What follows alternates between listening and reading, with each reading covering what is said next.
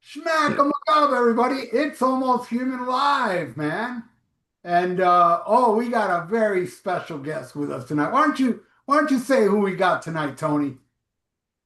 We have the legendary Greg T. Walker from Two Wolf and a founding member of Blackfoot, Southern Rock Legends.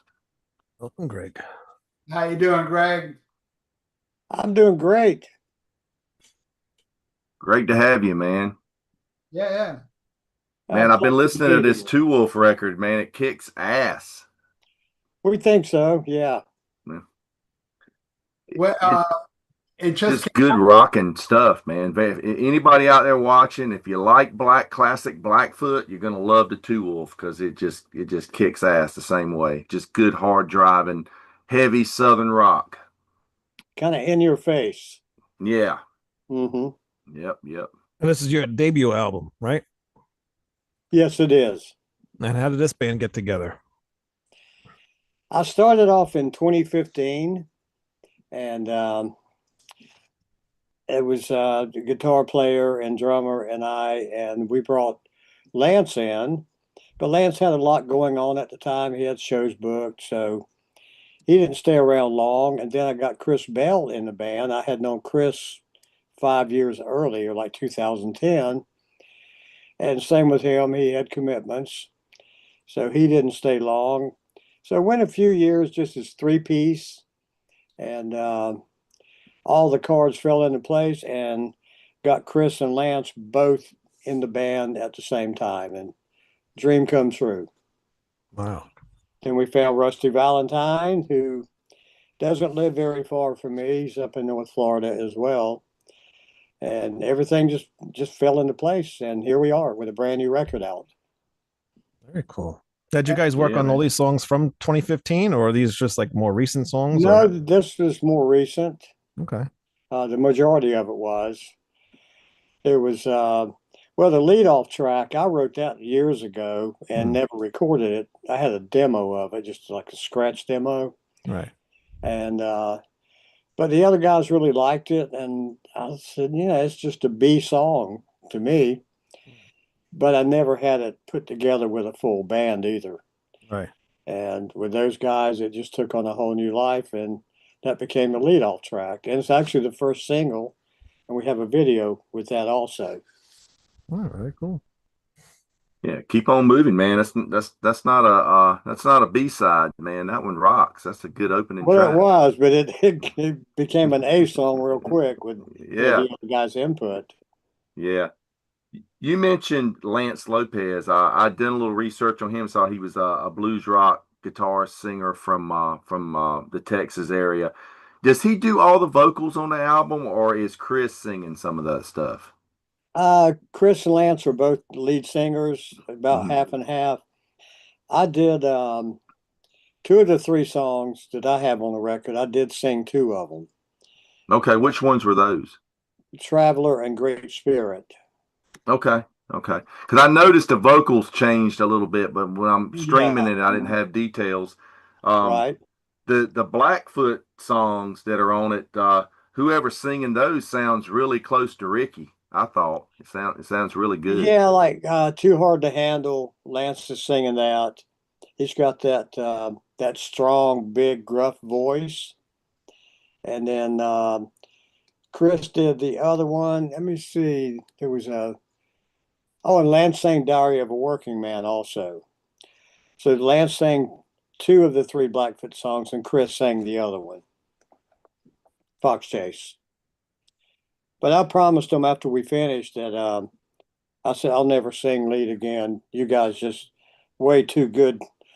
I can't compete with that. So I'm just a bass player, Not your thing, but huh? I did sing those two. Yeah. Well, you did backing vocals. You always do backing Mhm. vocals in the band and stuff. Yeah. Yeah, that's what Yeah. I told him. I'm a backup singer. I'm not a lead singer. How did you get hooked up with Cleopatra Records? I worked with Cleopatra in 2007. We did a DVD shoot in in Kentucky at the Performing Arts Center. Oh yeah, It was, I have yeah, that. it was. Oh, okay. Yeah, right here. So The Atlanta Rhythm Section. the live That's the yeah, live CD DVD. Okay, that is Cleopatra. I didn't even know it's yeah. Deadline So it Cleopatra. was Yeah. Molly Hatchet, Atlanta Rhythm Section, and us. So we each got a full length video, and I didn't know it for maybe 2 years, but they had that on vinyl. Somebody told me about it, and I called Cleopatra. I said, "You put that out on vinyl as well? You know, there's a DVD and a CD." Hmm. He said, "Yeah." I said, "Well, I wish you'd have told me." So I did get 2 copies of vinyl. Wow. Matter of fact, I was Yeah. going to How call generous. one of the guys today. I talked to the vice president. I was going to call another one of the guys there I knew from back then and ask him, is there any more of that vinyl laying around? That was a long time ago. Hmm. Never know. I'd like to have a couple extra copies of that. Yeah, Deadline Cleopatra, they always most anything they've done over the last 10 years or so, they've done it on vinyl as well. But yeah, that's a great show, man. You got Bobby from the Axe band Mm-hmm. in the band then. I didn't I never got to see you do the Blackfoot lineup with that. I know you guys, I live in North Carolina. I remember you guys played down in Jacksonville at the Speedway one time, and I couldn't make the show. I always hated that. I always wanted to go because Yeah, I never got to see Blackfoot in the 80s, back in the right. heyday. And I didn't get to see that version, but I did meet Jackson and Charlie when they were with the Southern Rock All Stars. They Yeah. actually played right here in my hometown once, and Mm-hmm. Jackson told me where he was living in Knightdale, North Carolina, and he was like, Nightdale, yep. yeah, he was like 20 minutes from me, and I had friends that lived in that area, and they said, yeah, I was at the Food Lion grocery store the other day, and I ran into the drummer for Blackfoot. Yeah. Yeah, Oh, that was pretty Jackson was crazy. just like me, we're just regular guys and go anywhere we please and Hmm. talk to anybody that wants to talk, actually. Yeah, When we man. lost Jackson in 2005, I had just reformed Blackfoot in 2004. I think like October, if I remember correctly. And then Jackson died March 16th of 2005. And I mean, that was tough. Hmm. We started kindergarten together. We had a whole Hmm. lifetime together. And we had some great drummers come in, and they usually last a couple of years and move on. But well, you heard Jackson play. Just there was nothing like him. He was totally unique, one of a kind, and a Thunderfoot. heck of a guy. Yeah. Yeah, yeah, man. Excellent. I was lucky enough to see Blackfoot way back in I believe it was 1980. But for the life of me, I don't know. Were you guys either on tour in 1980 with Nazareth or Heart? Because I'm thinking it was one of those two. Probably Nazareth. I don't think we did, but maybe 2 shows with Hart, and one of those was an outdoor show in Iowa. That one I clearly remember. And we did an indoor venue with them, I think, prior to that. This was But Nazareth, we did a whole tour with Nazareth. That's the most fun tour I ever had in my life. And when people ask me, was there any particular tour that stands out, I instantly go Nazareth. It was just, we met and it was like instant brotherhood. We rode on each other's buses. We hung out before, after the show, same hotels, drank together, laughed together. Just a great bunch of guys. And they're all gone except for Pete, bass player, yeah. Yeah, last sad. one. This was Yeah. this was at the Hollywood Sportatorium in Florida. Oh yeah, Yeah. So cool place. it had to be Nazareth.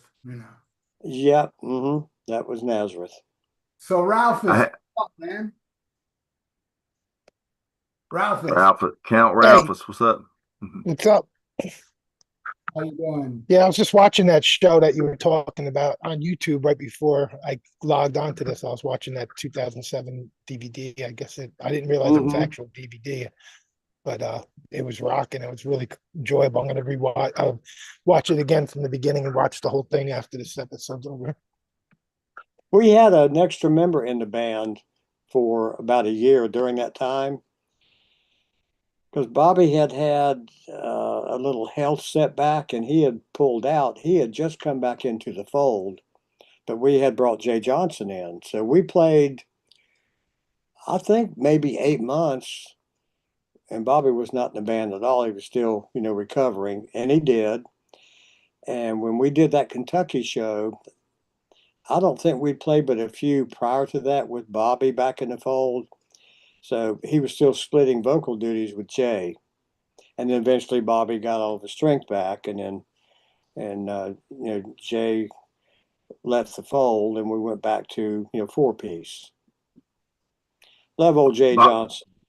Bobby had come into Blackfoot before you guys broke up the first time, didn't he? Yeah, about the last year and a half, something like that. Did he take Ken Hensley's spot? And Ken Charlie. Hensley was in the band, and Mm-hmm. Ken left first. He left in the middle of a tour. We went to the airport. I walked him to his gate. We had 3 days off. And last thing I said, I'll see you in 3 days. Love you. And he said, love you too. See you then. I got home and I walked in the door and the phone was ringing and it was Ricky. And he said, are you sitting down? I said, no, I just literally walked in the door. Just got in from the airport. He said, sit down. I got to tell you something. And he said, Ken Hensley just quit the band. I went, ha, ha, ha, whatever. He goes, he just quit the band. So he said, just walk back out the door, get a cab, go to the airport, walk up and down the counters, which you could do back then. Get the first flight you can out here to Detroit. Bobby Barth is here. And he's going to finish out the last 12 dates. So we rehearsed that night when I got there, and the next day and the next night. And then we moved the first show to the very end, but we didn't miss any shows. We still did, the last 12. And at that point, Bobby was like a key figure, and it worked great. A very talented guy. He only lives about 4 miles down the road from me. Right on. Yeah, I was a big fan of Axe too, man. They had some great stuff. Actually, it's a great band. Yeah, they did an album a couple of years ago. I just picked it up recently. The supposedly Final Offering, supposed to be the last album, and it's really good, man. But I did a couple of background vocals on that one actually. Yeah, he's you do like to sing in the background. In the background, yeah, with a big mesh thing in front of me. Now he's he's 8-10 minutes down the road. It's about 4 miles from here to there. So I know Blackfoot did a lot of touring and with a lot of bands. I had some friends that are a little bit older than me that saw you guys in Greenville, North Carolina, and Def Leppard was opening for you, and they were a young new band at that time. Mm-hmm. Yeah. I saw a poster a couple of days ago, and it says Blackfoot. It was Hera Arena. And it says special guest Def Leppard and somebody else below that. But we took Def Leppard out and gave them their first U.S. tour. And they were very young. They didn't know the rigors of the road like we did, which was common over here. And we were just road dogs. We were always playing. But they were like, my gosh, don't you ever take a break? Like, break? What's that? But they found their stride and they got better and better, and then the rest is history. I have this Iron Maiden tour book, and it's a picture here. This picture, the 3 Bs, yeah, Greg, it was Steve Harris and Pete Way. Pete Way, that looks like a party bunch right there. I'm telling you, especially if Pete Way's in the photo with you. Yeah, we were in Europe, and every time you saw one of us, the other two were within earshot. We just hit it off, years before. I've got that same photo, and I saw that on the internet recently, and I said, wow, what a flood of memories that brings back. A lot of fun. Yeah. Hey, Ralph, I think Richard's trying to get. Oh, there he is. He just texted me and said he was waiting to get in. That's cool. I didn't notice him in the waiting room. I just did right now. Oh, Sorry, Richard. Yeah. But You could turn your camera on. Greg, Yeah, man. Greg, did you ever hear the cover of "Good Morning" by Exodus? I did not. The thrash band. No, I did not. Well, they do a version of it, and they're a thrash band, and I don't think it's heavier than the original. I think the original still, I wouldn't say heavier, but it's almost equal. And this is like a thrash band, because that song is very, in a way, proto thrash. And there wasn't songs Yeah, at that time when Marauder came out. it Anyway, was just Yeah.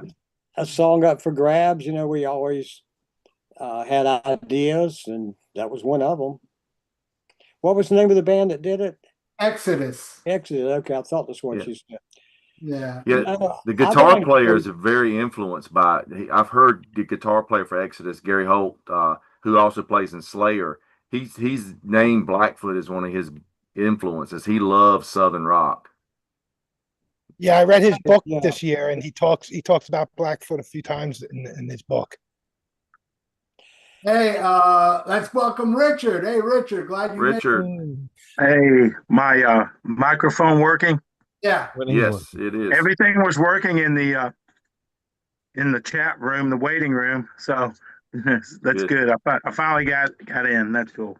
Say hello to Greg T. Walker. Good to sit with him. Yeah, man. great to be here. So, Richard, Tom- oh, Tomcat. That's the tour that I saw him with Nazareth. Yeah, 45th anniversary this year, Greg. Tomcat album. What do you wow, remember yeah. about recording that? We came off the road from the Strikes tour and had a day off, and we went right in the studio and spent the next 30 days recording Tomcatting. And then we had one day off, and we did laundry and got back on the bus and took off. We went like 22 months straight of touring with one album in the middle. Wow. I mean, it's just what we did. You wrote on the bus, sound checks.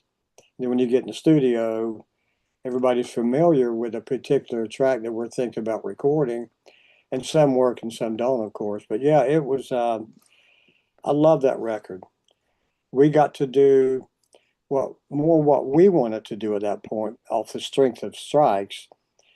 Prior to that, you've got producers and record company people telling you what they think you should do, and sometimes they're right, but not always. And we're like, we don't want to be a commercial sounding band, so we did Tomcat, and we put our footprint on that pretty good. Yeah, it's And a the same heavy with one, man. Marauder. Yeah. Yeah, I love that clip of Street Fighter where you guys are playing on that German TV show. Oh, I saw that recently. Yeah. Yeah, Yeah, that's great. yeah. Yeah. Marauder is my favorite, man. That one. I love that too. And you were talking, Greg, about like record company pressure. I kind of feel record company pressure on the last few albums. You agree? Yeah, Siago, it reverted back to the record company executives suggesting what they think you should do. We're like, wow, we've kind of carved out a niche, and we like to do what we do best. And Ken Hensley was in the band at the time, so for the first time we had keyboards. I had played piano on a couple of songs in the earlier albums, and no featured parts, just bit parts. But Ken was a great player, great vocalist, played incredible slide guitar. So we got through Siago, and then when we began working on what became Vertical Smiles, the record company was breathing down our necks, and they wanted to pick the songs. I think we tracked something like 60 songs in the studio over the course of a year, and we finally got what we thought was the album. We turned it in, The executives came down to the studio in Atlanta, Eddie Alford Studios, sat right there, listened to the whole thing and go, wow, you guys just reinvented yourselves. It's going to be a smash, going to go platinum, just know it.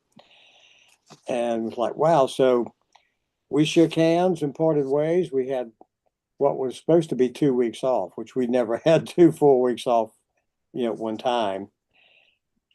And I went up north to visit some friends. And 3 days later, Ricky calls and he said, we have got to replace side B, the whole thing. I said, the whole side B? He said, yeah. Atco said they don't like it. I said, they sat there 3 days ago and said it was a masterpiece. What changed?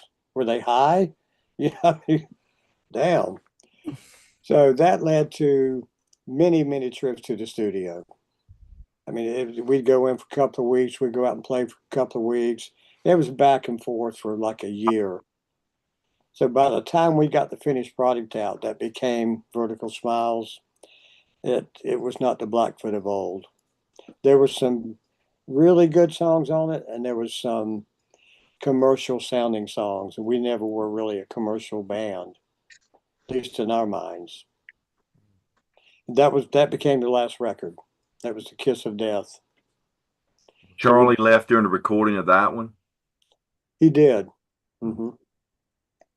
There's some good songs on it, man. I thought "Get It On" was great. I like the "Ride with You." I thought that was a good, catchy one and all. But and "Legends Never Die" is another good one on here. Yeah. Yeah. I was talking about "Summer Days." We did a show the other night about summertime songs, and I threw "Summer Days" in there because that was one of the first ones that popped in my head when we said we're going to do songs about summer. Yeah, that Yeah. was a cool song. Yeah. But I always loved that album cover, "Vertical Smiles," and it's just, yeah. Good play on words there. Yes, it is. So, And Tony, the or record company hated that cover. I mean, Oh, I the bet. girls, the whole staff of the girl, they absolutely thought we were the chauvinistic pigs. But They but you turned got it. but we see They you look turned so it. cool on this one though. So right? that was, yeah, on Ciago. Yeah, I always Yeah. loved that album cover. I thought it was great. Mm-hmm.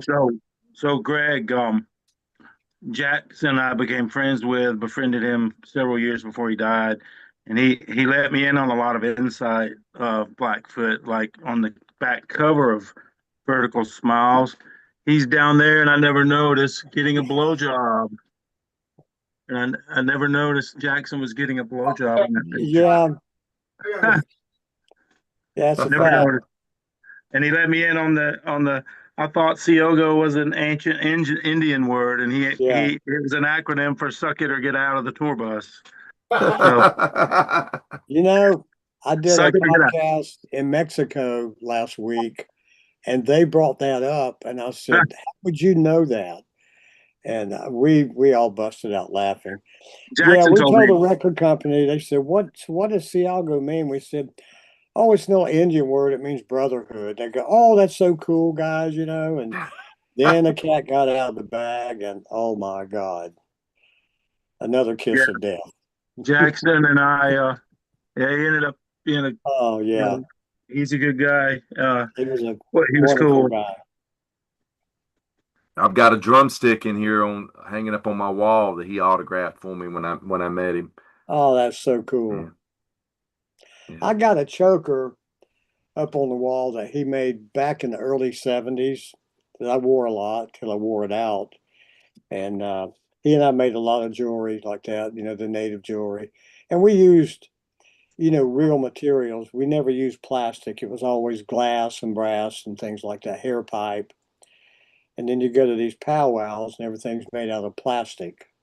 Hmm. Just awful. Yeah. That's a good looking one you got on the Ciago album cover that you're wearing, the choker. Yep. Really Yeah, cool. I made that one, but I mean, he and I made a similar style. It's just the front piece would be different. I pretty much stuck to 4 rows, and then I got into making the full breastplates, which is not part of my tribe. We didn't wear breastplates. We're woodland tribe. But I did a solo record years ago, and I made some breastplates and shields, lances, and I raised enough money to finance half that project. Wow. And I When was sold that? it. When did the solo record come out? That was 99, called Cool. MDN. Yeah, Or you had a MDN. website. MDFS. You had a website for a minute for that. I was following some kind of Yeah, website stuff yeah, the back then. 1999. Speaking Got to of new bring up. records, I was the going to bring up brand that new. live album there. Yeah, that's such a good one. I Yeah, love that album. Yeah, The only thing bad about this record is it's not a double album. It's too short. and But they man, only talk about a brought 10,000 copies over to the States. That was during that period. I don't mind saying his name, son of a bitch, but Phil Carson was president of ATCO in the UK, and he didn't like it because a couple of us got to be very friendly with a couple of the girls that were pretty high up in the business, and it just made him mad, and he stuck it to us. He really did. it was pretty much UK and German only release, right? That Yeah, live. I mean, if That was that on- record had been yeah. released over here, it would The have first been time. a big seller, I'm sure. Yeah. Absolutely. The first time I got it, I bought it on cassette, and it was in the import section of the record store. I was in there Yeah, flipping through, and I found, well, I have Blackfoot. I got to get this. yeah, Yeah. hmm Yeah. yeah. I mean, that was Blackfoot, you know, kind of naked, you might say, because it was truly live. You can't overdub live. You can change the Yeah. tones on the knobs when you mix it, but you can't replace parts. It's live. So it is what it is. Yeah, I love that record. Unless you're Kiss. Yeah. Yeah. We're all Kiss fans here, and we like to bust on them though for Me some of the too. actions. Yeah, yeah, We did some yeah. dates I with was. them in the late 70s, and those guys treated us like gold. They were really cool. Yeah, that's great. That's great. I'll see Gene Simmons in February, matter of fact, on the cruise. He's Have, going to be, have, he's the headliner. have you seen Gene Simmons since the 70s? Yeah. No, the last time I talked to Gene was probably about 1984 when we were doing the Vertical Smiles record, because he wanted to submit some songs for our consideration. We didn't use any of them, but actually, Gene's a good writer. He's wrote some good stuff. Yeah. Yeah, You said what cruise are you doing? Rock Legends Cruise. Okay, cool. Be my 13th one coming up in February. I saw where you guys are doing a couple of Two Wolf are doing a couple of Southern Rock Woodstock shows. One's in Hmm Ohio, August 16th, and one is in Maggie Valley, North Carolina, October 4th. And we just did Yep. one in Charlottesville, Virginia, June 28th.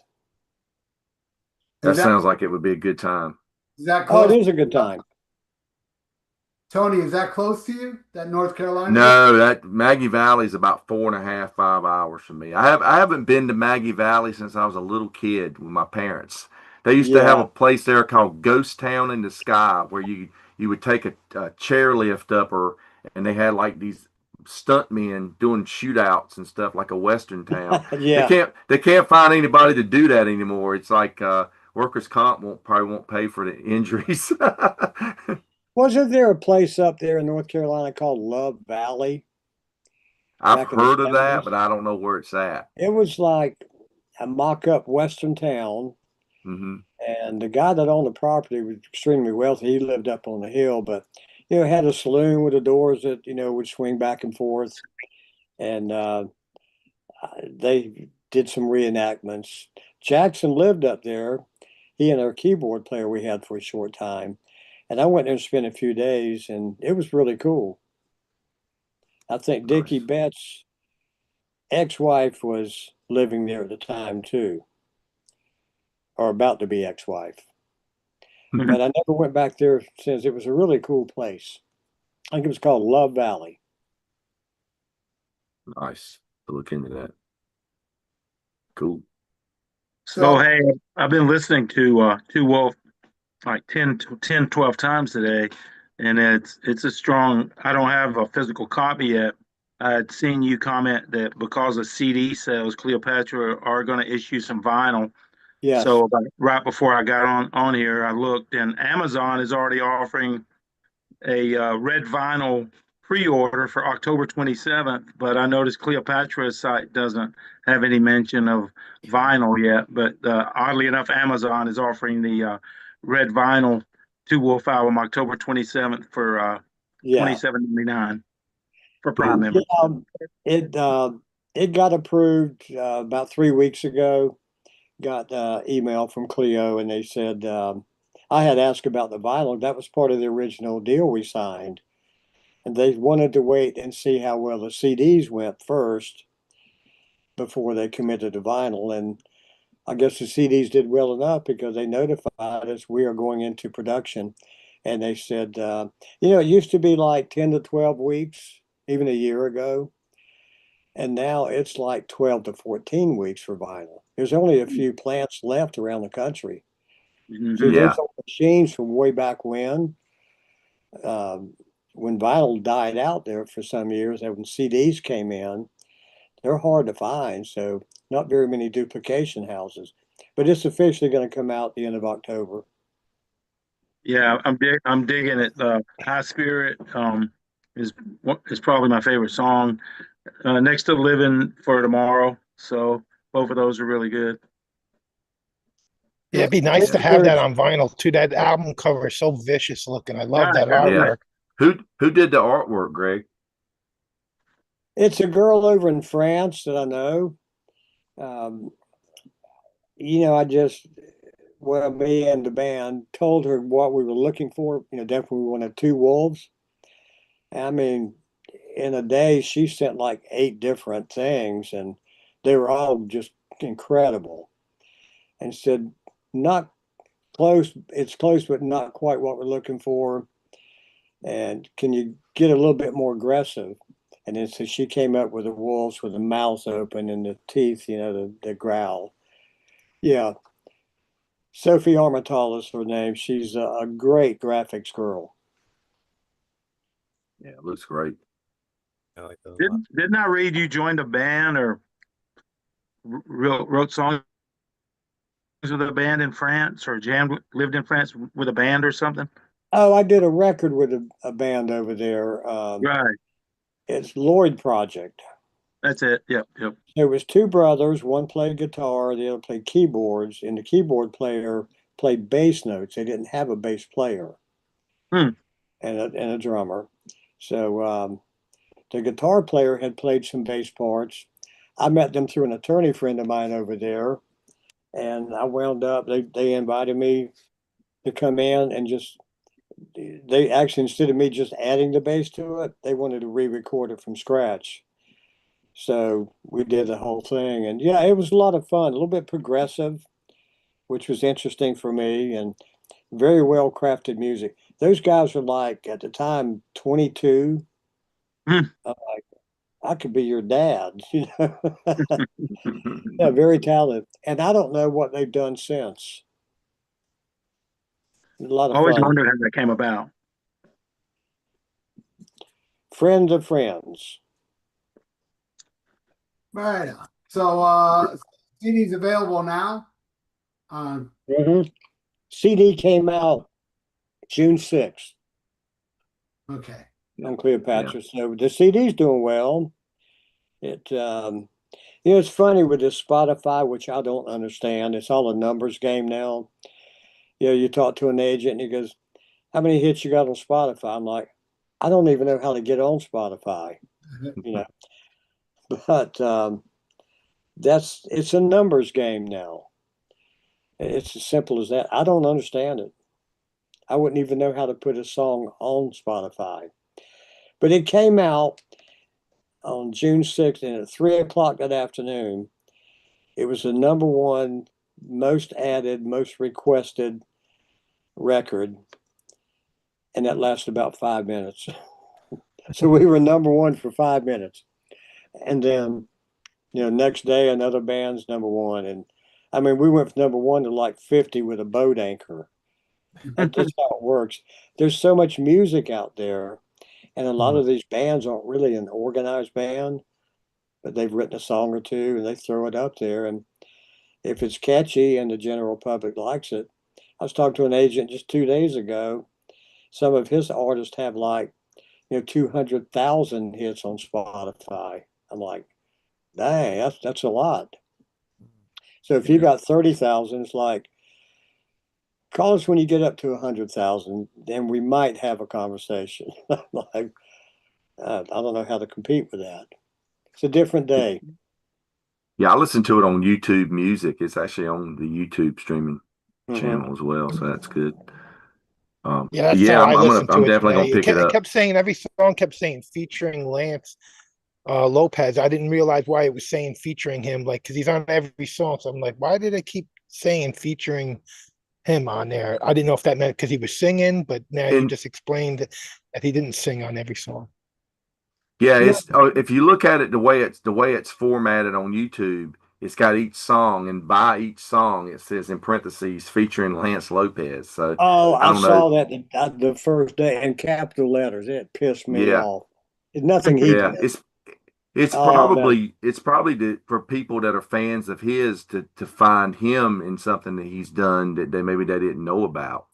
Yeah, we all saw that within minutes, and we were calling each other like, "What's that?" I don't know how that got on there. Yeah, it looked like he wrote every song and sang every Yeah, song. that's every one. I really enjoyed listening to it today. I really liked Living for Tomorrow. I think the deep, heavy vocals and Will I Believe really stood out to me. But I put checks next to like so many of the songs. I liked all the Blackfoot covers. I thought Hmm. they were beefier, beefed up sound to it, a little more bottom end. I mean, I like the originals a lot, but I think they did a great job like updating it with these new covers like he did. It was Yeah, great.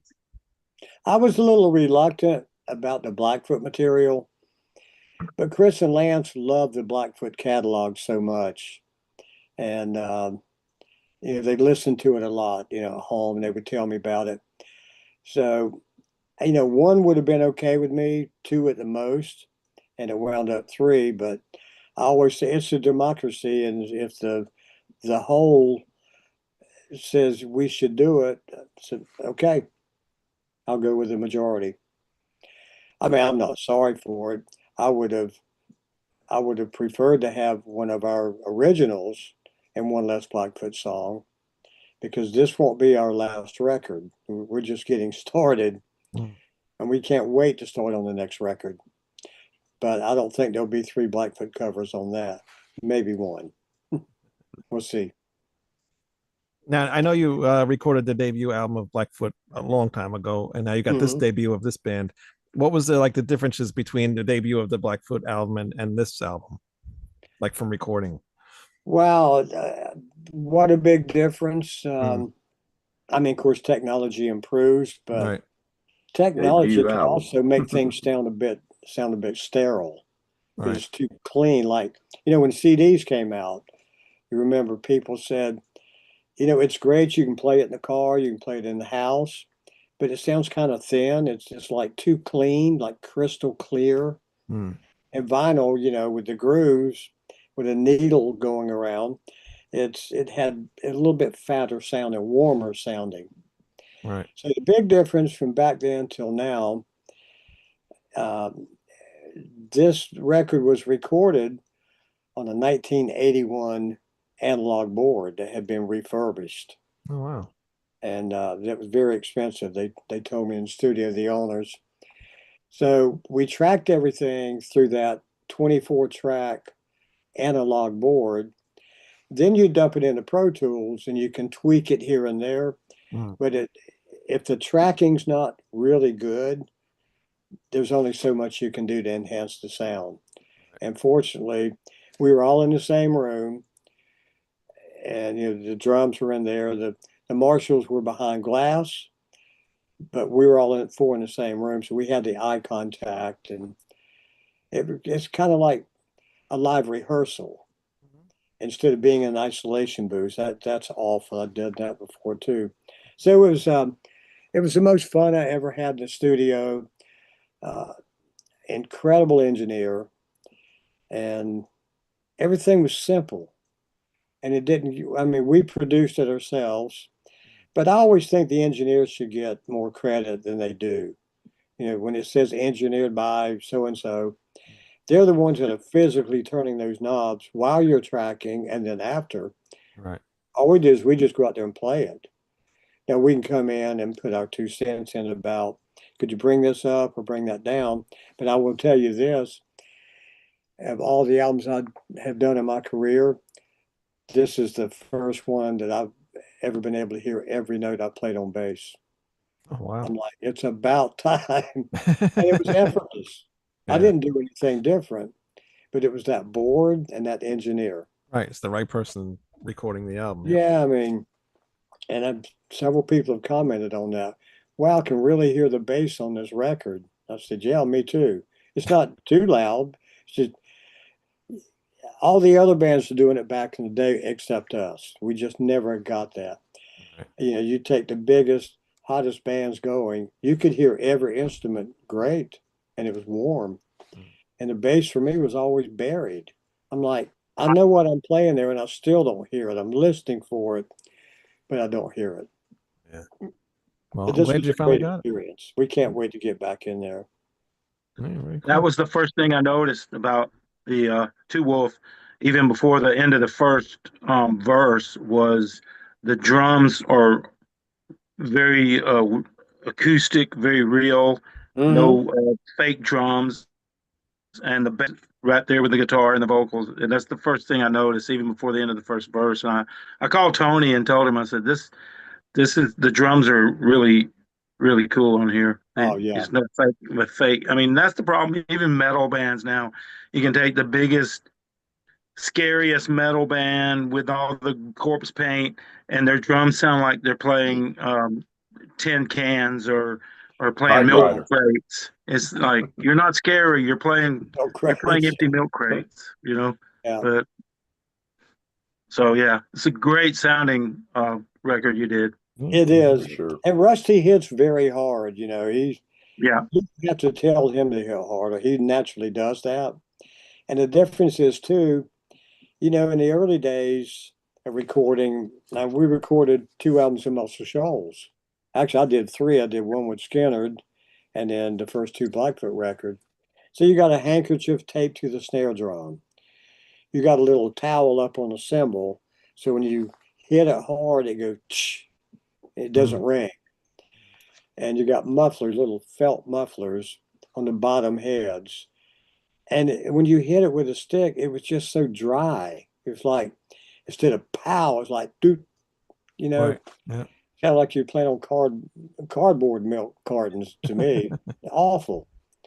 Yeah. And we go in and do this record with Rusty, and he's beating the hell out of those skins, and everything's live, amps and everything. And it really worked out great. Thanks to the engineer, too. Sounds good. In the chat, there's a question here. Spawn67 wants to know, what was Shorty Medlock like? Oh my gosh. One of the greatest human beings in my life. Ricky and I met when we were 3 or 4. I mean, about as early as I remember life. So Shorty was always a part of my life too. He was witty, comical, a superb musician, bluegrass, the old style. And, he said when he was young and playing, even before electricity, in a lot of places, everything was acoustic. You had an upright bass. He called acoustic guitars a flat top guitar. That's how he said it. Banjo, fiddle, and you had, a bass drum and a snare with brushes. And then he finally got a pair of PA horns. I mean, these big metal horns, about that big around at the end. And so he involved into that. But he was old school bluegrass. He grew up, as he was in a family of sharecroppers in Georgia, and then he moved on down to Florida. And he was witty. He had so many one-liners that he just stayed in stitches all the time. Just one after the other like that. He was so fast. Really funny. Just a wonderful human being. Cool. You know, Leonard Skinner, on their second album, they had a song called "The Ballad of Curtis Lowe," which is a song about a black blues man. But I read it was really about Shorty Medlock. That's Yeah, it was inspired by him because, um, they got to spend some time with Shorty when I was in the band. And, we would go over, Ricky and I to his house with Shorty and Anita, his parents, or grandparents actually, but he always called them mom and daddy. And Ronnie was just so taken by Shorty, and of course Shorty would mess with people. He knew how to pull one over on them in a good, funny, comical way. So yeah, it was inspired by Shorty. that's Another, amazing. another Shorty question wrote here. Train Train, actually. That was a bluegrass song. And he does the harmonica on that one. He does. That's an amazing. And he does a harmonica on Fox Chase. Yeah. And if you didn't stand there and watch him do it, you'd think I was lying. He's playing that harmonica and he's talking at the same time. I've Wow. never seen anybody do that but him. And he wrote Railroad Man too, didn't he? Yeah, that was on the first record. Hmm. Yeah, so we rocked that one up, and Train Train, Fox Chase. There was one more inspired by him. I can't remember right off the top of my head. Yeah, Rattlesnake. he was an influence. Rattlesnake Rocker. Yeah, I think that's it. Rattlesnake Rock and Roller. Yep. Another question here. What's the story behind Dry Country? Dry Dry County. County. Yes, sorry, I read that wrong. When the first time I went to Muscle Shoals, that was with Skinner. Muscle Shoals is about 12 miles from the Tennessee border. Muscle Shoals is a dry county. I mean, dry as a ball. You couldn't buy beer. So you had to go up 12 miles, and it was wall to wall liquor stores, I mean, on both sides of the road. That's what inspired Dry County. You can't get a beer anywhere, but we can get one there, kind of thing. Yeah, it was just based on a life experience. They just kind of turned it around to it sounded like you couldn't find any women, Yeah. But you got the line about that there's liquor in the front, poker in the rear. Yeah, we had Yeah. T-shirts with that too. Oh, you did? Our road crew made those up. I Wow. plead the fifth on that. Yeah. Good stuff. Yeah. There's a song. It was a band that had Zach Wild called Pride and Glory. And there's a song on that album that's called Loving Woman. It's identical to Fly Away. I mean, identical. The arrangement, it is. It's like the same song with different lyrics. Get a lawyer, Greg. Where's my money? No. Yep. Yeah. In about 2002, I went out to Las Vegas with a friend of mine. I was living in Texas at the time. I was in Austin. He was in Houston. He said, I'm going out to see Whitesnake and Scorpions in Dockin. You want to go? And I said, yeah. So we fly out to Vegas, got backstage, and the first person I met was Simon Wright, the drummer for AC/DC and UFO, and of course Dio for many years. Mm-hmm. I met the guys in Whitesnake, and then my friend, his name's Richard, he introduced me to some of his friends that were guitar players that he had met several times. And I was shocked when one of the guitar players he introduced me to, I mean, guy's world famous.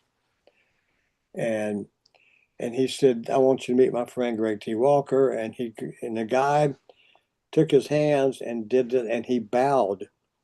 And I'm like, what are you doing? Yeah. And he said, man, you guys wrote the book on that style of rock. All those LA bands, we tried to play that, and it just wasn't in our DNA. We tried, and it was one after the other. For another few years, I kept meeting people I'd never met that I was fans of. More current today, and they all said the same thing. And I thought, well, never made much money off of it, but I sure got some accolades, verbally. It means a lot. I couldn't believe what people were telling me. The guys in Whitesnake, somebody walk in the dressing room, they go, "Hey, this is Greg T. Come over here," and they're playing air guitar, and I'm like, God, kind of embarrassed me actually. But that hair metal era, a lot of those guys, grew up listening to our music as we did music, when we were coming up. We all listened to whatever was available at the time. So it was a nice feeling to have the respect from some of those so-called heavy metal or hair bands at the time. Really meant a lot. Well, Sincere. out of all the southern rock bands, Blackfoot was always kind of considered like southern metal. You guys were like Yeah, more on the metal side right. Yeah. than the country side of it, Hmm. because you guys were just heavier, and you always and you toured with bands like Iron Maiden and Def Leppard and stuff like that. Oh yeah, Nugent. We probably did 200 shows with Nugent. I talked to him about.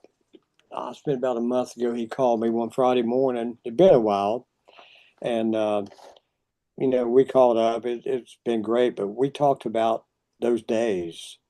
Nugent's still out playing. In fact, he's winding down right now in the next couple of weeks.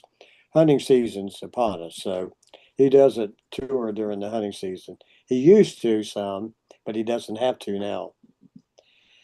But we did a lot of shows with him, and somebody asked him one time, they said, "We noticed that you take the Blackfoot guys out with you, fairly regular. What's that like?" And he said, "I'll take those Blackfoot boys out with me anytime because they make me work." And I said, "Wow, what a compliment." He knew he had to be on his A game. He was a headliner. He was a big star at the time, but he was always so cool to us. And he and I hung out a lot, and talked one on one. We never talked about music. It was always guns and bows, and still that way today. Don't even talk about a song. But I'm gonna probably talk to him in the morning. I got an idea I want to see if we can put in place for the future. Cool. Somebody in the chat, Ronnie Parker, he says he wants me to tell you thanks for all the hard work through the decades, and he still loves that first Blackfoot album. Me too. That's my favorite. Partly because it was the first, but there was such production's not very good, Neat but the cover. song and the playing, yep. Oh my gosh, it just blistering guitars and the drums and bass. There was so much energy. It was the first one. We were a little bit scared, but the material itself was just different. It doesn't sound like any other band. Railroad Man's on that, remember? And we opened it up. I think we opened the album with our version, and then on side B, it ends with Shorty, and Richie's playing a dobro, or no, a mandolin. So the album opens with our version, closes with Shorty's version.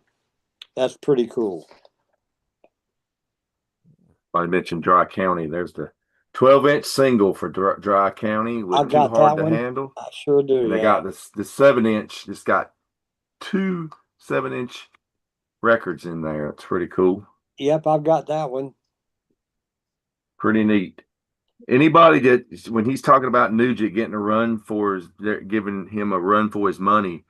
There's some great footage on YouTube of Blackfoot from around.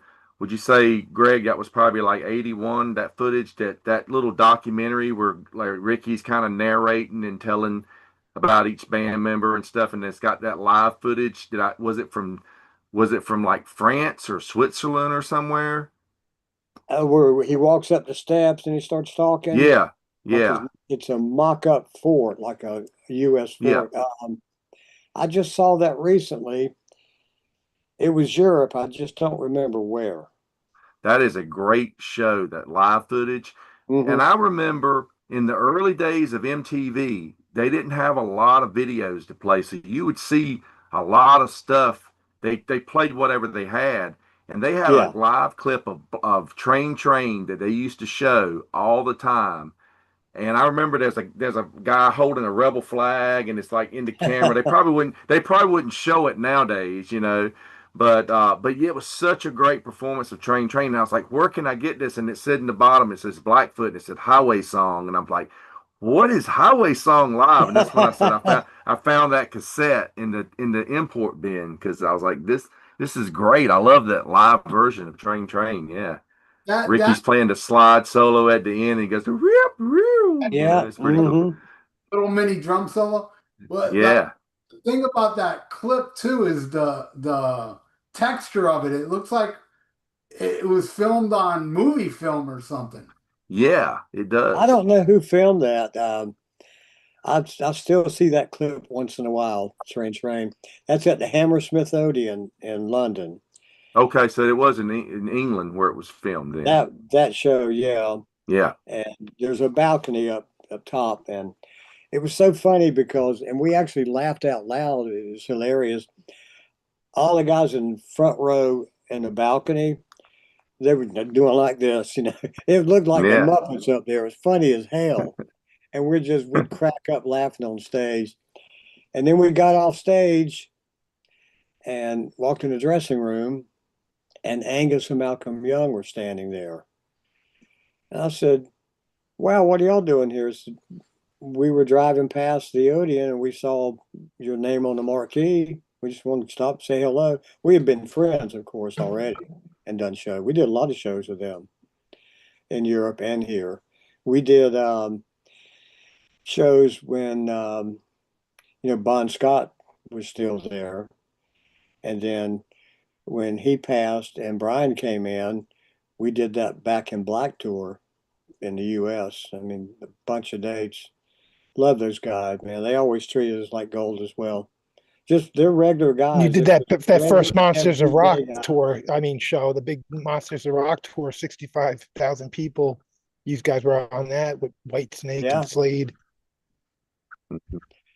Man, the festivals Yeah. over there, 60,000, 80,000. I think Donington was 70 or 80,000. All you could see to a certain point, and then everything was just fuzzy. You couldn't even focus anymore. Oh my God, Wow. it's incredible over there. We were Yeah, doing you did the Reading Iron Festival Maiden. with Iron Maiden too. I remember hearing about that. Yeah, that's what The I was Reading going to Festival. say. That was in Germany, and so at the end of the night for an encore, both bands got up there. So we had two drummers, two bass players, like five guitar players, two lead singers, and we did Tush by ZZ Top.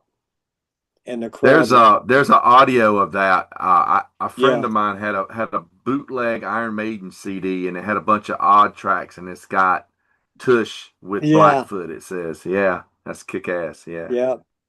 We had a blast with those guys. Really did. What was Bon Scott like? A little hyper, not over the top too much, but he liked to drink, that's for sure. And one of those guys, like, if you're in the same hotel, you kind of got to keep an eye on him, make sure if he passes out in the hall, you can get him into his room and lay him on the bed. Otherwise, happy, cordial guy. What a shame. Yeah. Yeah. What a voice. And then Brian came in, and you couldn't have picked a better replacement. Brian's great. He's a great person So, as well. Greg, it was always pretty impressive how seamlessly those Blackfoot, Southern rock Blackfoot seamlessly would go out with, Nugent or AC/DC or whatever. But was there any pairings of you guys and other bands that you remember being really odd, or like, oh yeah, and this isn't going to work, like, something so extreme the other way that maybe you thought this wasn't really a good match? Yeah, nothing comes to mind, only that maybe a couple of times it was just like a one-off gig that we got on the same bill. That's like, who put this together? We're like, oil and water. It didn't cause any friction. It was Right. just not a good match. Yeah, I mean, it's we pretty amazing. much played with everybody back then. Yeah, that was the cool thing about to me, the late 70s, early 80s is like the tours weren't packaged by Live Nation or, like you'd No. have like here, Black Sabbath, Born Again played with Night Ranger, and up in Knoxville, it was Nazareth. And then, at different markets had different pairings. And I always thought that Hmm. was cool, you know? Yeah, Different we did promoters. Yep. extensive tours with anybody that was out there at the time. We did, many dates with like Foreigner. The only band that we didn't really hit it off with was Blue Oyster Cult. And I've We heard that about a lot of people said that. so it's You not know, Yeah, just me. Motorhead hated playing with them. They really slagged the hell Oh out of yeah, I'm playing with them. sure. I love Lemmy. We were good friends too. No, we had a whole tour booked with Blue Oyster Cult, and it was all mapped out. This is before computers and cell phones. And after the third night, we were informed that we would no longer continue for the rest of the tour. And we're like, why? Did we make somebody mad? So no, they're bringing somebody else in, and it just hit Jackson and I wrong. And we went to the dressing room door and started kicking it until the state trooper came up and he said, "You kick that door one more time, I'm taking you to jail." But that was it. We did three nights and we got replaced. Oh. And I'm like, why? have I you mean, we played went out shows there with and them played like there's since? no tomorrow. Have you ever played shows with those guys since, like on the Legends cruises or anything? No, I mean, I passed them, on a boat.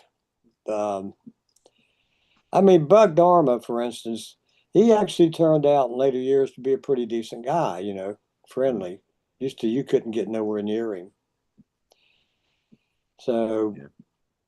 no, Yeah. we never hung out. It's weird. I just got finished with a book about Blue Oyster Cult, and the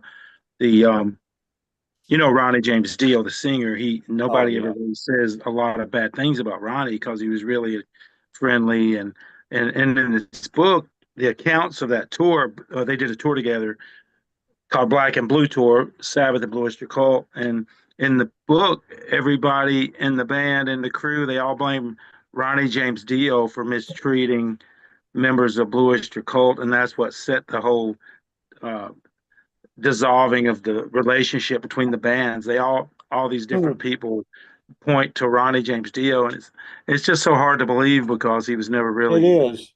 That's not his personality, But yeah. No, he's a sweetheart of a guy. I knew him very well for many years, and that doesn't sound like something Ronnie would do. On his worst Mm. day, I don't think he could be that Right. mean. That doesn't make sense.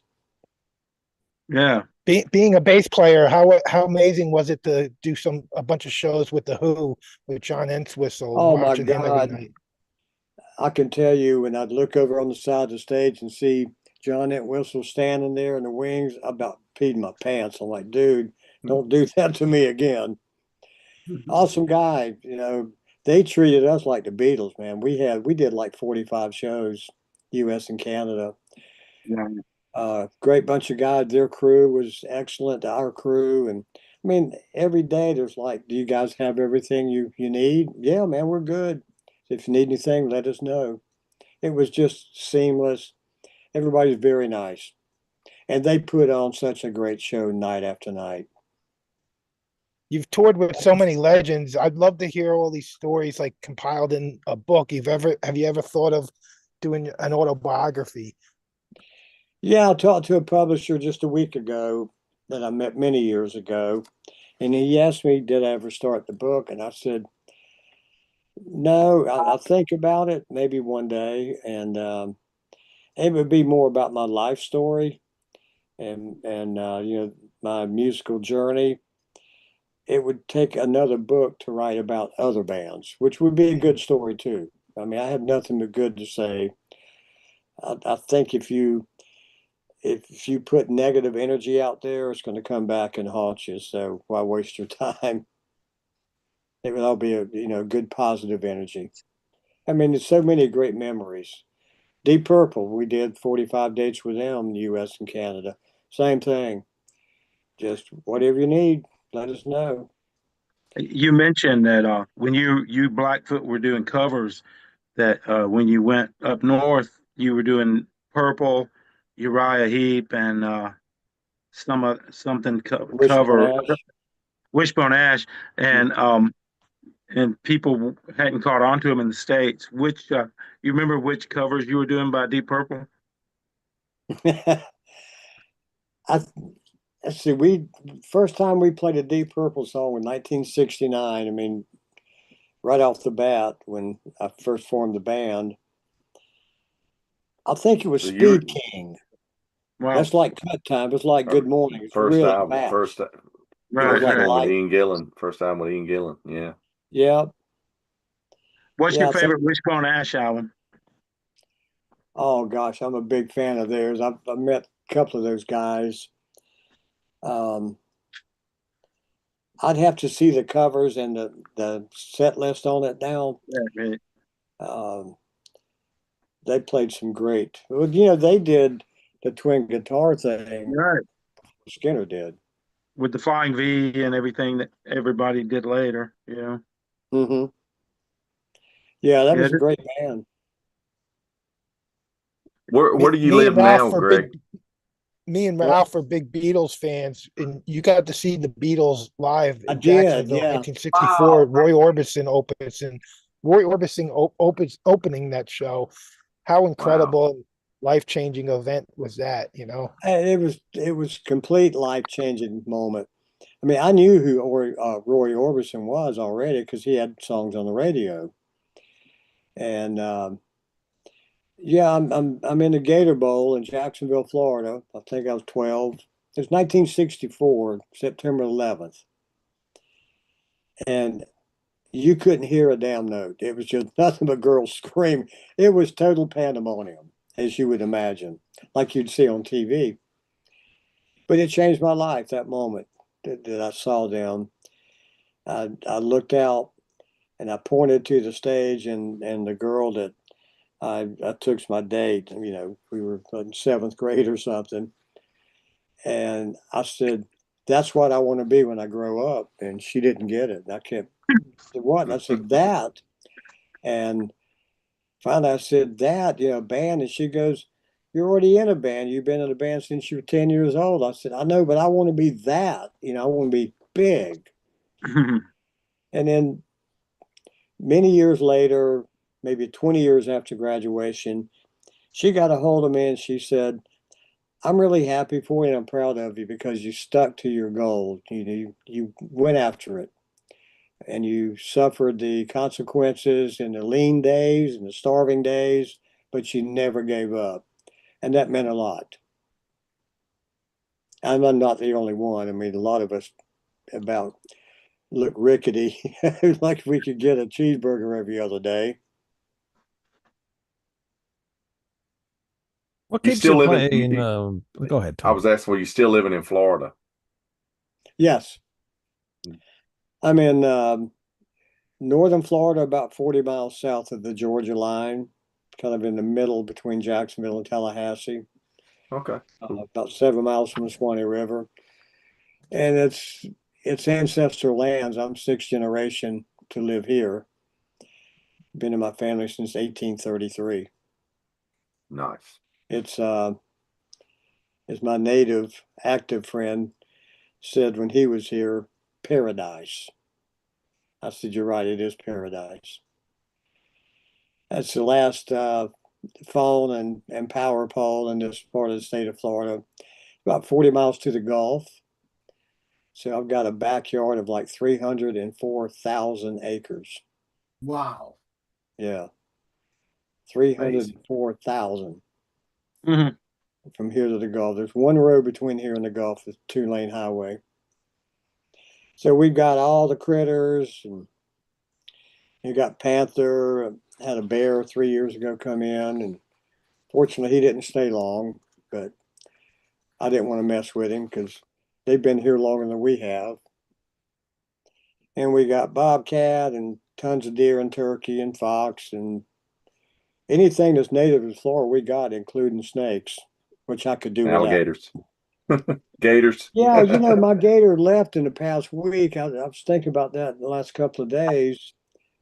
Um, he's been out there for months, but until recently, we didn't get much rain, and that pond kept dropping. I think he went to look for a bigger body of water. He may come back because he did this once before. About 5 foot. He's not like a monster. He could hurt you. But I've always had a gator in that pond, as long as I can remember. They come and go. They don't bother me. I don't bother them. Hey, you see Charlie, Margaret? About once a year, but we stay in touch. He lives about a little over an hour from here. He's on the east side of Gainesville. Yeah, He I thought comes that was an over. interesting story. He was going to call you to be in Southern Rock, one of the All Stars or Oh reunion, yeah, and he had your phone number off by 1 digit or whatever one it was. digit. Yeah, I wound up, years later being in the band off and on, for short runs. But yeah, I forgot about that. You're right. Because when I finally talked to Charlie, I says, "What number were you dialing?" And he read it to me. I said, "Oh my God, you're off by 1 digit." Mm. Yep, true story. Wow. I actually did some recording with them too. That one of their albums did come out, or CD. I got a copy of it somewhere because I played on some tracks on that. Not all of them, but some. All right, Yeah. Alan. So when I talked to you, when I met you in person, Greg, it was like winter of 2004, and this picture of you and I was taken. Uh, Look at but that. I know, how about that? I was young, and I had Me hair, too. but it was a private party you guys did over in Conyers at a club, Oh but it was yeah. private. And Jackson had called and said, "We're playing a party in Conyers." Well, it was about 60 miles from my house, but I still went. But the cruel thing was Jackson called and invited me. But I mean, I did get to talk to you and Charlie and Bobby. I'd seen Axe when I was 16 open for Kiss. When Kiss Uh-huh. came out with No Makeup in Atlanta, and they started the tour in America, and Axe had the song on the radio, "Rock and Roll Party in the Street," and Right. it was Pat Travers, Axe, and Kiss. And anyway, I talked to Bobby about that a little bit, but I met you and Charlie, but you told me Jackson had a headache, and that, he was laying down or whatever. So I didn't talk to him, even though he was the one that invited me out there. And then, of course, he he passed away after that. But Oh yeah. yeah. So and that was the one time that I seen you play. So that was cool that Jackson afforded me that because I wasn't old enough to like when you guys played like so many shows here at the Fox Theater and you Oh know yeah. some of those shows were King Biscuit Flower Hours and they're out there, but I was just at that niche of 13, 14, and I didn't Mm-hmm. really get to go to concerts until I could drive myself. So, Yeah. but yeah, I have those shows from the King Biscuit and stuff. They're really good. But yeah, Yeah, I remember that Yeah, kind we of got show. those. Clay Newman, my friend that I grew up with, and in fact Jackson and Clay uh, had adjoining properties, but mm, we were all friends. And it was, it's a private party for his company. And I think that was like December of right. 2004. We had just reformed the band in September, I believe, or October. It hadn't been long before then. And then in 2005, Jackson had that hemorrhage in his brain, and God dang, I mean, he's gone. I spent the last 4 days in the hospital. I never left. I mean, I drove there and parked the car, didn't crank it up for 4 days. I stayed there to the last minute. But he went right on the ventilator, Mm. never regained consciousness. And I'll never get that sound out of my head. The sound of that respirator, when it goes up and down, there's that, Mm. the air. It's like it's haunting. I see that on TV and it just brings back a flood of memories. But Jackson and I, just weeks before we were flying out to do a show in Vegas, and we're sitting there on the plane, and he said, I just want you to know that no matter what, I'll always be there for you. I said, oh, I know that, Jackson. I said, and I'll always be there for you. I didn't know that, 6 weeks later, he would be gone. Mm. I thought about that a lot. But I got to Yes. be with him the last 4 days. Of course, he was totally comatose at the time, but I was holding his hand when he took his last breath Oh, because wow. we started kindergarten together. So we had a true brotherhood all of our lives. We never had a crossword. We disagree, but we never yelled at each other like I have with other people, that we had a special bond. And he would come here back when this was just a one-room hunting camp, and we'd get a bunch of cases of beer and sit here with guitars and write songs, day after day. That's just what we did. Nothing ever came out of it, but I still have some of the lyric sheets. Don't remember the chords, I just remember the lyric. Special guy. Too bad you didn't have a tape recorder going and getting all that stuff. That would have been awesome. Well, we did. We had a little Walkman. It was the first Hmm. portable come out, Hmm. and that was a cassette, if I remember right. So yeah, we did have some things on cassette. I don't have a copy of it anymore. He had a satchel full of things like that. I mean, he wrote a song every 5 minutes, it seemed like. Mm. I'm serious. Every time he turned around, he was writing on a bar napkin or a matchbook cover, a sheet in a magazine. He was always writing lyrics and music. Yeah, he was a great songwriter. Did a Absolutely. lot of the Blackfoot songs. Yep. All that Yeah. Yeah, stuff. Such a nice guy too. Like when I yeah, met him, like I said, he was just so warm and welcoming. When I mentioned earlier that I said my friend said that he met him at the grocery store once. He said he told him, I think he said it was Christmas Eve, and he says, "Hey, I'm having a party at my house. Come on over." He don't even yeah. know this guy, and he said, "Well, you're a Blackfoot fan. You must be cool. Come on over." Well, yeah, that's Jackson. Yep. Yep. Yeah, that was a good guy right there. Hmm.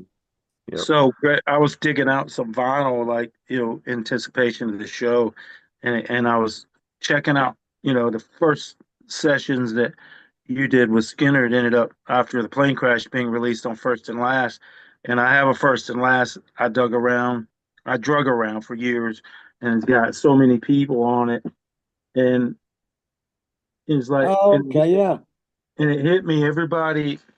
Almost everybody that I had signed this is dead.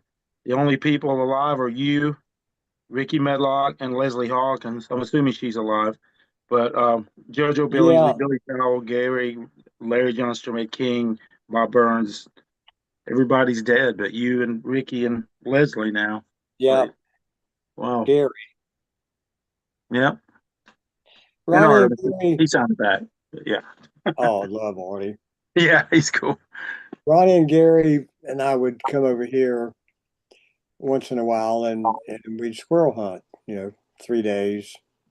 None of us had a car. So Judy would drive us over. We'd stop in town, get a few cans of beans and cornbread mix, something like that, and we'd hunt about 3 days. She'd come pick us back up. That's almost 2 hour drive. And we didn't even bring guitars with us. We just came over here to be in the woods. So that's some of my cherished memories of Ronnie and Gary, that we liked to squirrel hunt and we ate what we shot. Didn't waste anything. No. I've never had squirrel. It takes a few of them. I mean, it's about one bite on the leg and that's it, you know. Yeah. Not much meat at all. I mean, Yeah. for one guy, you need about 6 of them. They're like chicken nuggets. Yeah, and you can make it, you know, in a pot of rice and let it, you know, steam in there for a while. There's different ways. I like to do it over the fire, you know, just regular old oak wood fire.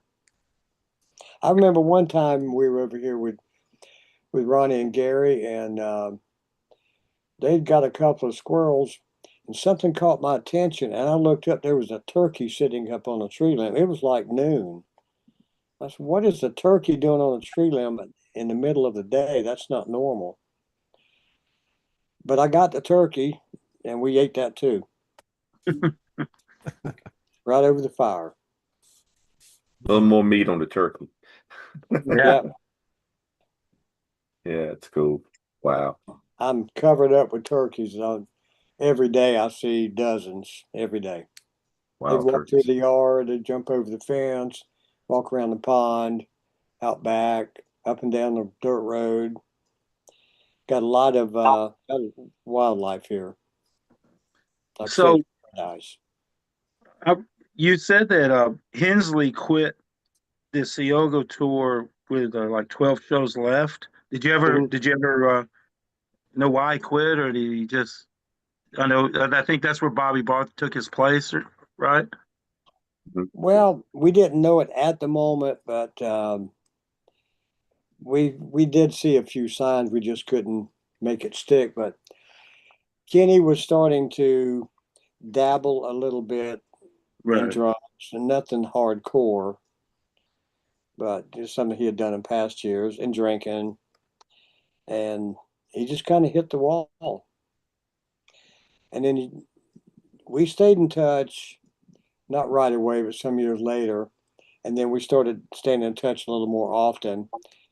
And about 6 months before Kenny died, he wrote me a really, really long email. I, I still may have it, I'm not sure. And it was very kind. And he and I roomed together a lot, so we got to be great friends. And he gave me his opinion on the other guys and the manager and all of that. He's very honest, but we always got along great. Kenny was a big supporter of me when it came to songwriting because often I would kind of get pushed over to the side, and Kenny says, "Finish that song. We'll submit it." So he always encouraged me. So I have nothing good to say about him, except for when he quit the band. He could have waited and finished out 12 more days and then quit, you know? Right. Yeah, that Yeah. was sad. Sad when he passed. That was kind of sudden as well. He'd been pretty. I mean, he kind of got out of the music business for a while. Went to work for Ampeg and all for years, and then Yeah, all of a sudden he was playing shows again. Have you watched that documentary that someone did on him? It's like what's it called? Like I can't remember, something like Blood on the Road or something like that. I It's a remember hearing about the documentary. I never saw it. Actually, yeah. when we met him, he was working and living in St. Louis. He worked at a music store there. St. Louis Music was Ampeg pretty much. Yeah. Oh, okay. Hmm. It's Hmm. at the Yeah. same place then. So Hmm. we got in touch with him, and actually we'd called John Lord first from Deep Purple. Thing about adding a keyboard player. I wasn't really for it. Neither was Jackson. But John said, "I just joined this new band called Whitesnake. If you'd have called me 2 weeks ago, I'd have been on the next plane over because we got to be pretty good friends playing with them festivals." So Kenny was the second choice. So the manager at the time prompted the way that he wanted to sweeten the pot. He told Kenny, "If you join this band, I'll give you a brand new B3 Hammond with a brand new Leslie." I mean, that was expensive, probably Oh more so yeah. now because you can't even find them. And so that was kind of the deal breaker. So Kenny came and met, hung out with us a few days, went back and uh, made plans to join the band, and he did. And, I mean, he was a force. He was a brilliant songwriter, a little bit different than we were used to. I know we were doing an interview at Eddie Alford's studio, and they asked Kenny. Ricky was always kind of wide open, and Jackson, the rest of we just kind of sit there like we probably won't get a word in. But finally, Kenny says, "Yeah, I joined the band," and they'd ask about how the songwriting takes place, and he said, "I correct their spelling, and they take the Shakespeare out of mine," or something. It was just a brilliant statement. Yeah, that's how Kenny was. He was a lot of fun to be around. A really fun guy.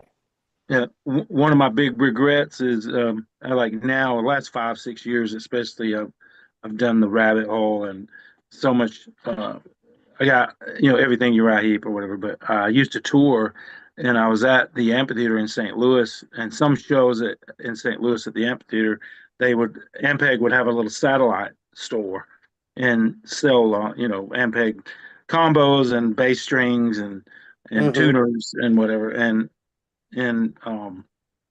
Ken was working it. He was the Ampeg rep one of the days I was there, and unfortunately it was like 2002, and I didn't know enough to carry on a conversation about had it been John Lord I could have, but I didn't know Yeah, enough to carry on a conversation about um, Ken Hensley or Uriah Heep then in those days. But now I'd be full of questions nowadays. But yeah, he had real short hair, and he had a black polo shirt on that had the Ampeg logo, and I mean, it was cool meeting him. But I couldn't, I didn't have anything witty to say to him for sure. and Uriah Heep's still going today. Yeah, Yeah. Mick In Box fact, still I'll out see there. them. They'll be on the cruise next year again, and um, I love those guys. They sound just like the original band. I mean, it's hard to believe, but they really do. And Yeah. And Bernie's that been in bass there. player, Davey Rimmer, he Yeah. scares me. That son of a gun is good now. He is Bernie's a been in there for like monster. 30 years. Yeah. Yeah, Singer. Yeah, sure but has. Mick mellowed out. He's very friendly, and all the guys are just super guys. And When, once in a when Ke- while, if the keyboard player has to take a short leave, they get Don Airy from Deep Purple to come in and fill in. And Yeah, I that's saw him last year with Saxon. They had Adam Wakeman fill in for Phil. Yeah, yeah. I seen them last year too. when Ken Hensley joined Blackfoot, was a stipulation we've got to play Easy Living in the set now? Because I noticed you guys were doing that. I don't think so.